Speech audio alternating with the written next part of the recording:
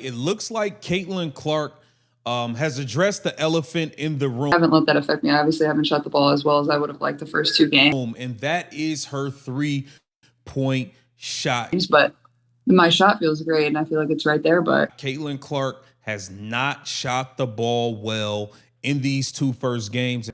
I haven't let that bother my mind. And it's raising a lot of eyebrows and concerns. They took away the logo 3, and they just made her more dangerous. Let that sink in for a second before we even get into this, because what is happening right now in this league is one of the most fascinating and terrifying chess matches in women's basketball history. And most people are sleeping on it. Most people look at a 3-point shooting line and see 3 of 16 and think the story is over. They see the number and they stop reading. They close the book. They tweet the screenshot. They walk away feeling smug. But you and me, we watch film. We see what's actually happening on that court. And what is happening on that court should be sending chills down the spine. But it's Caitlin Clark. The people want logo bombs. We are used to her pulling up threes from the parking lot, shooting from another country, and it going in the rim, okay? Of every single coaching staff in this league. Because here is the thing about Caitlin Clark being 3 of 16 from 3. That is not a failure. That is a warning. Let me explain exactly what is happening, and I want you to pay close attention, because this is the kind of thing that gets buried under the surface. Level takes and the lazy box score analysis that passes for commentary these days. When defenders figured out the officials were not going to protect Caitlin Clark on freedom of movement fouls, when they realized the whistles were going to stay in the pocket, no matter how much they grabbed, held, bumped, and interfered with her getting to her spots, they made a calculated decision. They decided they were going to mug her at the 3-point line. Through these first 2 games, and the best thing I can do for this team is play make. Like, at the end of the day, I can score the ball, I can make threes, but what I can do best for this team is make plays for my teammates. They were going to make the logo bomb their hill to die on. They were going to force her to beat them in a different way, because they genuinely believed that if they took away that one weapon, they could contain her. That was the plan. Take the logo 3, crowd her space, hold when the refs aren't watching, disrupt her rhythm before she even gets her feet set. And you know what? In terms of pure 3-point percentage right now, it worked. 3 of 16.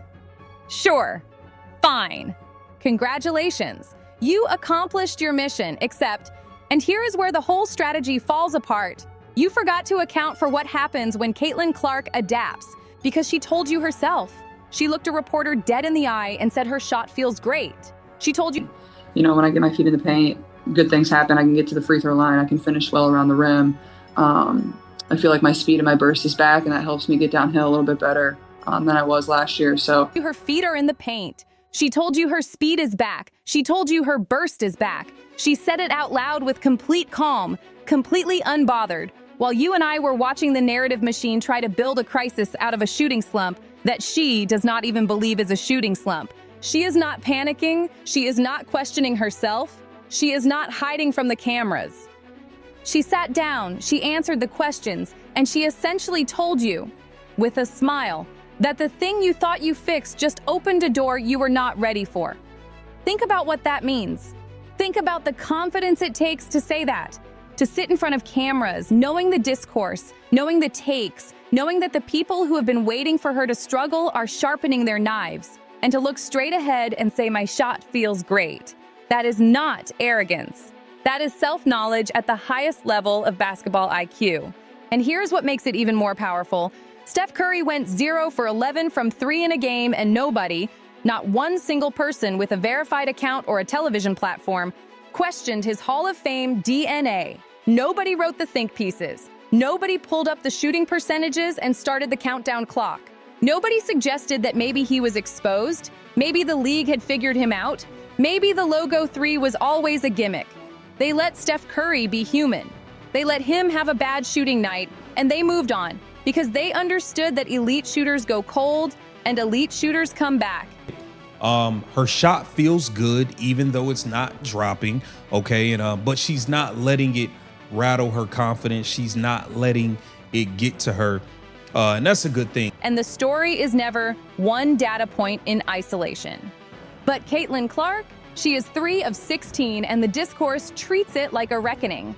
like prophecy being fulfilled. Like this is the moment the skeptics have been waiting for. The double standard is so naked, so unashamed, so completely out in the open, that it would almost be funny if it wasn't so infuriating. You know it. I know it. This whole community knows it. And the worst part? The people perpetuating it know it too. They are not confused. They are not analyzing in good faith. They are choosing this framing deliberately because the alternative, admitting that Caitlin Clark is elite, adaptive, and completely unbreakable, doesn't generate the kind of engagement they're chasing. They need a villain arc. They need the collapse. And when the collapse doesn't come, they manufacture the optics of one anyway. But here is what I need you to sit with right now, because this is where we move past the outrage and into the actual basketball argument. And the actual basketball argument is where this gets really, really scary for the rest of this league. When you force Caitlin Clark away from the logo 3, when you crowd her at the perimeter and hold and grab because you know the refs have decided not to protect her movement, when you successfully push her feet into the paint, you have not neutralized her. You have redirected her. And the direction you have redirected her into, that is where she is spraying passes to open teammates. That is where her speed becomes a weapon. That is where her burst, which she told you directly is back, turns her into a playmaker, operating in spaces that defenses are not set up to handle because they were so focused on the 3 that they forgot to account for everything else. This is the chess match nobody is talking about. The defense overcorrected. They sold out to stop one thing and opened up every other thing. And Caitlin Clark has the IQ to see it, the vision to exploit it, and the confidence to tell you about it in a post-game interview like she is reading from a scouting report. Do you understand how rare that combination is? To be inside a shooting slump, perceived or real, and not retreat into your shell? Not start forcing bad shots trying to prove something, but instead to calmly identify what the defense is giving you and take it. That is veteran-level processing. That is the kind of basketball intelligence that coaches spend their entire careers trying to develop in players. But she's able to impact the game in many other ways. I think she's the best point guard rebounder in the league. Okay, she's obviously the best playmaker, best passer, pure point guard in the league. And she is doing it in real time, out loud, on camera. And the league, the defenders, the coaching staffs, the people who thought grabbing her and holding her and making sure the refs looked the other way was a winning long-term strategy. They are about to discover exactly what happens when you take away a player's comfort weapon and that player responds by evolving. Let me be real specific about what that evolution looks like, because I think this is the part that should terrify people the most. Caitlin Clark with her burst back, with her feet in the paint, distributing the ball to her teammates. That is a version of Caitlin Clark that is harder to game plan for than the logo bomber. Because the logo 3, you can scheme for that. You can crowd her, you can grab, you can hope the refs stay quiet. You have a physical answer, however dirty and uncalled it might be, but a Caitlin Clark who is reading the floor at full speed, using her burst to get into gaps, finding the open player before the defense can rotate? What is the physical answer to that? How do you grab your way out of her vision? How do you hold her out of a pocket pass to a cutter? You cannot. The tool that was supposed to stop her does not apply to the version of her that the strategy accidentally created. They took away the logo bomb and unlocked something worse. That is not hyperbole. That is basketball logic. And when her three-point shot finds its rhythm again, and it will because she told you it feels great, and because Steph Curry taught us that elite shooters do not stay cold, the defenders are going to be dealing with both, the paint presence and the logo threat. They are going to be in a complete defensive nightmare of their own making. This is what happens when you scheme against a player without accounting for her adaptability. This is what happens when the plan is built around suppressing one skill and you forget you are dealing with someone who has multiple levels to her game. The defense patched one leak and the whole ceiling is about to cave in. And I want to talk about something bigger here, because the shooting percentage and the basketball argument is only part of what is happening. The other part is what is being done to her at the level of officiating and narrative. And I need you to stay with me on this. When defenders know the refs will not call freedom of movement fouls on Caitlin Clark, they are not playing defense. They are committing fouls with impunity. There is a difference between a defender being physical and a defender knowing that the rule literally does not apply to the player they are covering. One is basketball. The other is institutional permission to foul a specific player without consequence. And when that institutional permission exists, the message it sends is loud. It says this player does not get the same protection. This player absorbs contact that would be whistled for anyone else. Think about that for a moment.